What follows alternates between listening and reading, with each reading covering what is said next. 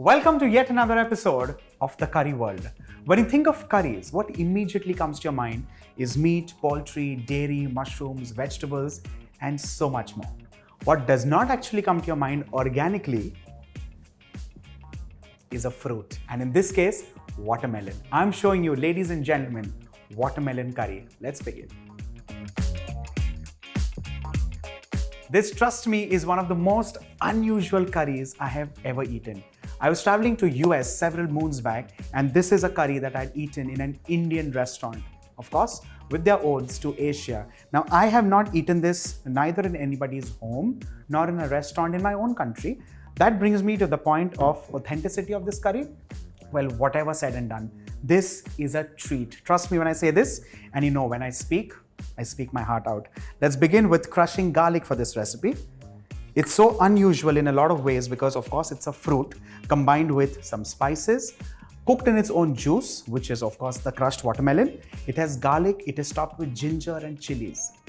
Salivating to say the least. Let's crush some garlic pods.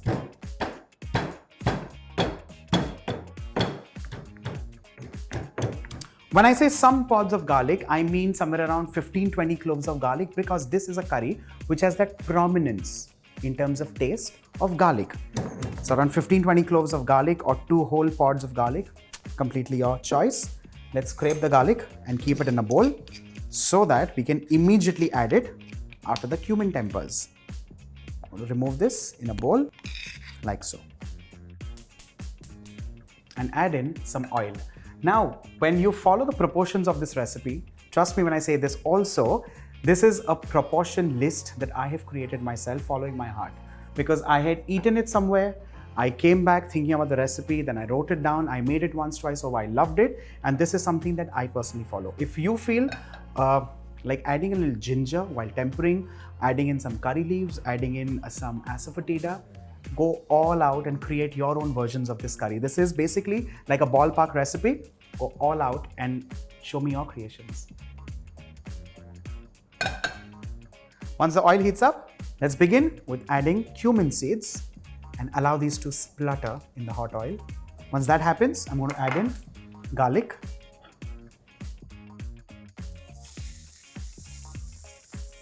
because that's where the flavor profile of this curry lies. Well, watermelon is a fruit that is available across the globe, across the planet. It's a wonderful summer fruit. It keeps you hydrated all through the day. A bowl of watermelon here and there.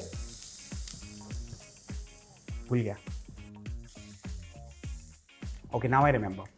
Watermelon is a wonderful summer fruit. It keeps you hydrated all through the day, and it has around 90% water content in the fruit itself. Isn't that wonderful?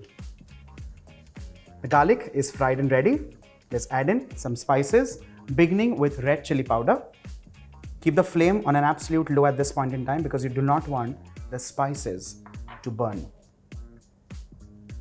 Coriander seed powder basically also brings in thickening in this recipe because it's a natural thickener for a recipe like this. To which I'm also adding in a few juliennes of green chilies just to bring out that natural freshness in the recipe.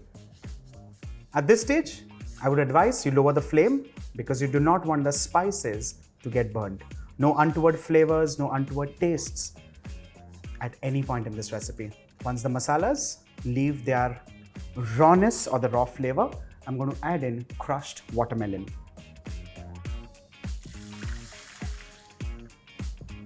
Give this a stir.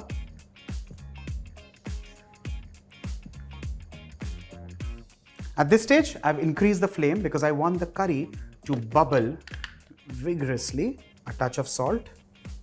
Now, the quantity of salt in a recipe like this is very important.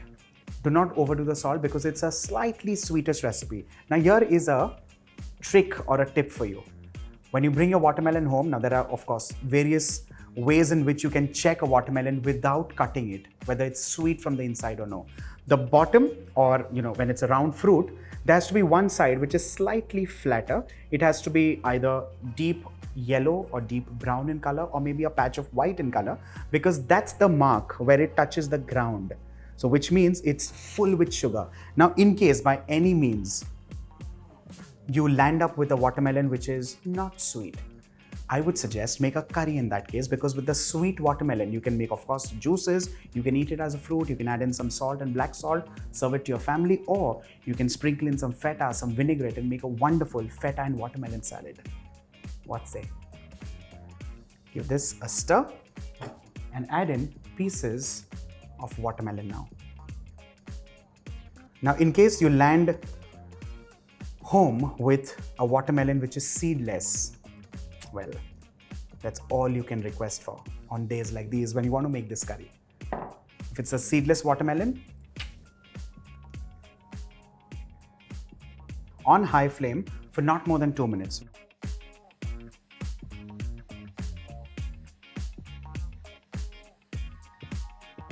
Now, if you think of the flavor profile of this recipe, if I can quickly taste and tell you.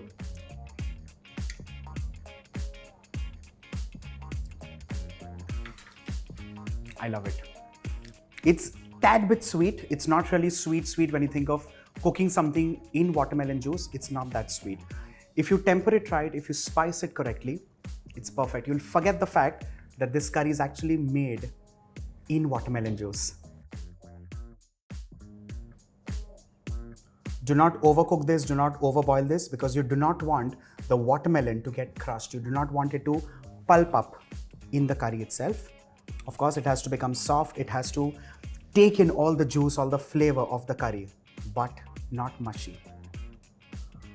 Well, that's how the watermelon curry looks, just the way I'd eaten it several moons back in the US. This is so nostalgic. Make this for family, make this for friends. Make sure you make this, give it a try, and thank me later. Finally, a little garnish of green chili slivers and ginger. Bye for now.